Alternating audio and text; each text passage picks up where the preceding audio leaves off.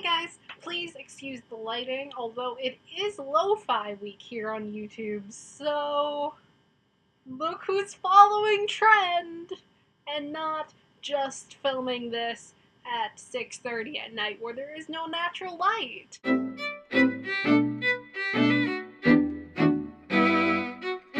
So it is time to do the September monthly wrap-up. Now, I only read a few books, so this shouldn't take that long, so let's get going. And you know it's been a kind of bad reading month for me when I only have 2 physical books for you, and the rest are little pictures.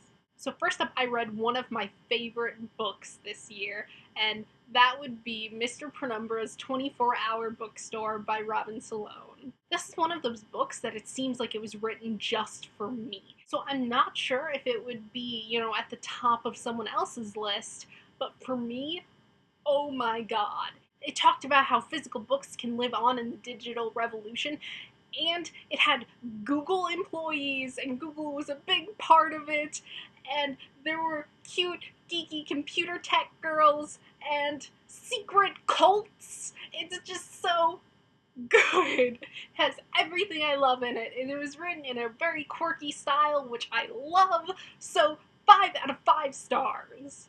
Definitely. Next up, I finally read Eleanor and Park by Rainbow Rowell, and this definitely lived up to the hype. It was so adorable, and it was about comic books and music and outcast love and hipsters and This is one of the most realistic love stories I have ever read. It was a little awkward, and it just, I saw myself in this book so many times. So it was super adorable, so I gave it 4 out of 5 stars. And then I picked up from the library Ruby Red by Kristen Gear because I was very in the time-traveling love story kind of mood, and it definitely did not disappoint. This is one of those books where the characters are really real, but that makes them super annoying.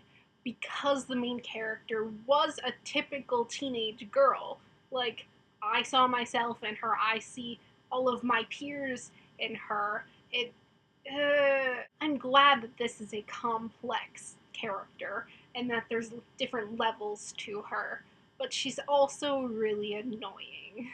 I understand wanting to read characters that aren't real, that we can't see ourselves in, so we can't see our own faults and annoyances. So I understand why I think she's annoying, but I'm really glad she's written the way she is. And I already checked out the second one, I'm ready to go on that, and then the third one comes out this month, I think. And so I'm really excited to finish this whole series because it looks really, really promising. I love how there is flash forwards to what's going to happen in the other books because of the whole time travel debacle, and time travel and ghosts. There are ghosts in this book. So I give this 3 out of 5 stars. And next up, I read volume 2 in the New 52 Birds of Prey, which is Your Kiss Might Kill by those dudes.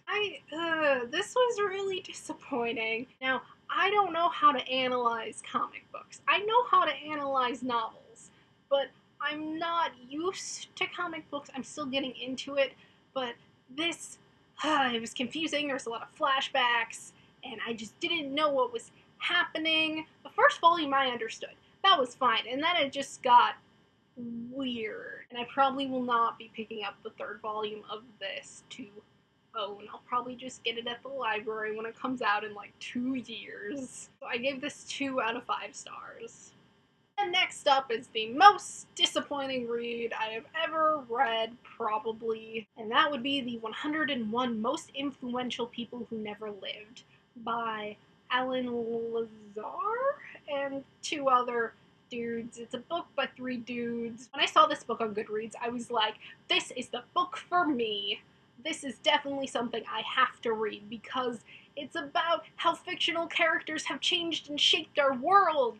Like, whoa! I don't even know how it was disappointing. I just realized that I could have written this book better than these three dudes could have.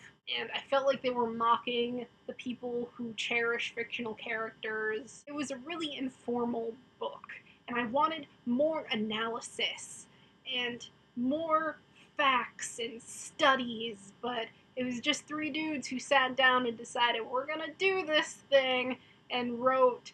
One guy wrote as his dog. He wrote in the point of view of his dog. And they talked about how they wrote it, and I could just tell that they weren't taking anything seriously. And fictional characters shaping our world and so forth is something that I take seriously. I'm a reviewer and a writer, and those are my jobs.